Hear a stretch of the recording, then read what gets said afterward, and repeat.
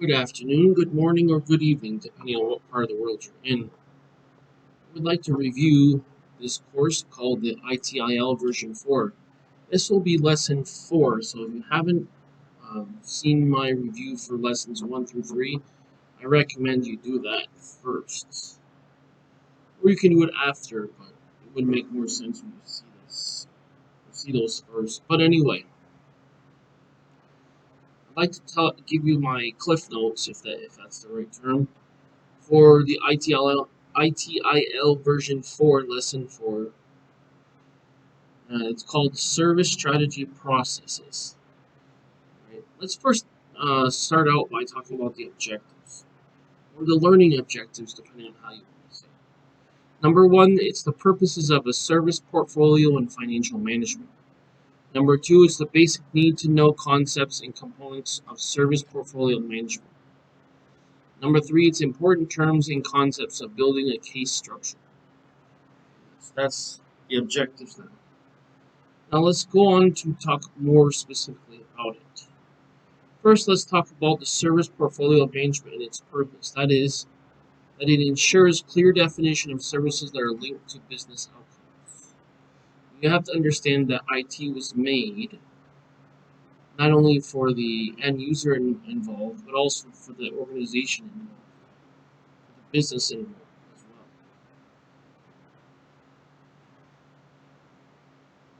well. And that would be the service portfolio management purpose. So now we have to understand some couple major points. Number 1, that it ensures the service provider is offering the right mix of services. Number 2, to track the investment in services throughout the service lifecycle to ensure desired returns are achieved, meaning we're meeting our goal. Okay, in terms of the service portfolio management, we have a few points to mention. Number 1, we want to provide a process to enable support, investigation, and decision-making on which service to provide. Number 2 is to maintain a definitive portfolio of service provided. Number 3 is to provide a mechanism of evaluation of how services enable achievements of strategic objectives.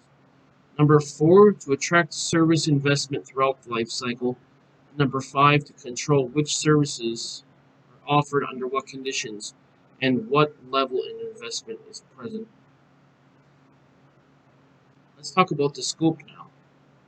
The scope is all services currently delivered, all services under consideration for delivery, and all services that have been and withdrawn or retired. Let's talk about our basic concepts that support that. We have 3 components. Number 1, the service pipeline. That contains supporting information for all services that are under consideration and might be offered if unlimited resources, capability, and funding. This should be services, not in terms of the service catalog, it's the information on services that are currently offered or available for deployment.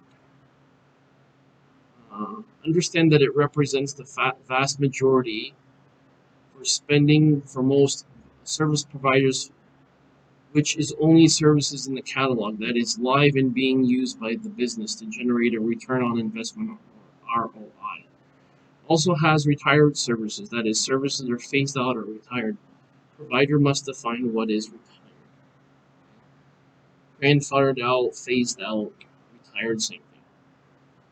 Now, there's another major aspect of it, which is the financial management for IT services in terms of its purpose. It is number 1, to secure the appropriate level of funding to design, develop, and deliver services that meets the strategy of the organization. Number 2, to ensure that the service provider does not commit to deliver services that's not able to provide. Number 3, we need to identify the balance between cost and value. Number 4, to maintain the balance between supply and demand. That is, to define a framework to identify, manage, communicate the cost of providing services. It is also to account for money spent on delivery of services and forecast financial requirements needed to continue to meet requirements. Also to secure funding to manage provision of services. Also to evaluate the financial impact of new and changed strategies. We need to consider the alignment of organizational financial management practices that require specialization in finance and IT. And in terms of main processes, we need to consider three things. Number one, the accounting. For expenditure, the ability to identify costs for customer services. That is budgeting, predicting, controlling income and expenditure / cycles of negotiation, and monitoring of income. Number three, for charging, that is billing customers and sound IT accounting practices and systems. In terms of the business care, we have a decision-making tool that helps an organization decide how to develop their resources and capabilities. And also, we need to consider the justification for a significant item of expenditure, which includes the cost, benefits, the risks. Now, we need to consider the structure. In this structure, we have the introduction, business impacts, recommendations, that is specific, methods and assumptions, risks and contingencies, and recommendations that are specific. For introduction, we need to present the business objectives addressed by the service management initiative. For business impacts, is the financial non-management, that's the financial non and non. These are two things actually: financial and non-financial business case. Recommendations, we need to consider specific ones according to the case. Methods and assumptions, it defines the boundaries of business case whose cost and benefits, includes those of cost and benefits. Let's look at what's cost and benefits.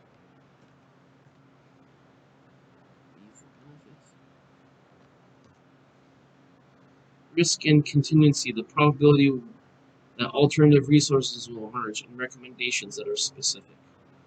Alright, I'd like to thank you for watching this video. I'm going to conclude it here. I know this added benefit for you. If you stick to these cliff notes that I have for lesson 4 of the ITIL version 4, you should do fine on the exam. Now, please click like on the video. That way, it'll be pushed through the algorithm, and more people will be able to view it. If you haven't already, please click the subscribe button. That way, you'll have access to all of my videos, which I do have different content on this channel.